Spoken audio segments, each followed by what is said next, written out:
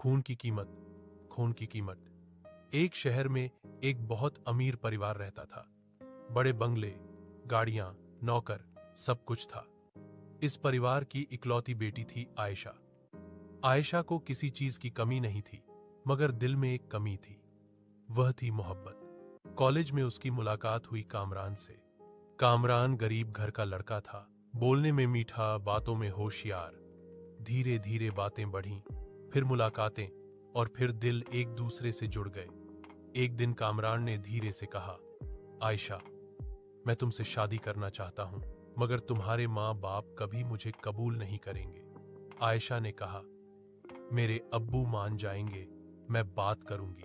मगर जब माँ बाप को पता चला तो उन्होंने साहे इनकार कर दिया। अबू ने सख्त लहजे में कहा, यह लड़का तुम्हें जायदाद के लिए इस्तेमाल कर रहा है। हम इंदा हैं तो यह शादी नहीं हो सकती। यह बात आयशा ने कामरान को बताई।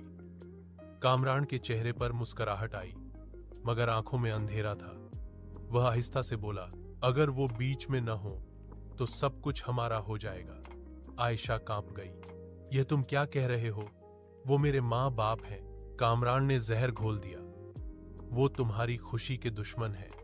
जायदाद भी तुम्हारी, फैसला भी तुम्हारा। दिन गुजरते गए। कामरान की बातें आयशा के दिल में तीर की तरह लगने लगीं। एक रात बारिश हो रही थी। घर में सन्नाटा था। उसी रात आयशा ने दरवाजा खुला छोड़ दिया। जो हुआ वह शब्दों में बयान नहीं किया जा सकता। सुबह जब सूरज निकला तो उस बंगले में माँ बाप की लाशें पड़ी थीं।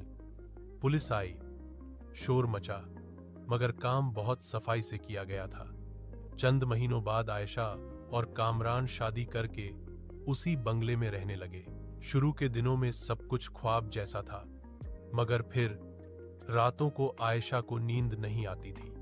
उसे लगता माँ की आवाज आ रही है, बेटा ये क्या कर दिया? अबू ख्वाब में कहते, जायदाद तो ले ली, सुकून कहां से लाओगी? कामरान बदलने लगा। वही लड़का जो मोहब्बत का वादा करता था, अब बात बात पर गुस्सा करता। एक दिन कामरान ने कहा, यह घर, यह पैसा, सब मेरे नाम होना चाहिए। आयशा ने पहली बार जवाब दिया। उसी रात झगड़ा हुआ। अगली सुबह आयशा की लाश सीढ़ियों के नीचे मिली। कामरान ने कहा, हादसा था, मगर अदालत ने फैसला सुना दिया। जिस जायदाद के लिए माँ बाप मारे गए थे, वह सब हुकूमत ने जब्त कर ली। कामरान जेल में था, और जेल की सलाखों के पीछे वह हर रात चीख चीख कर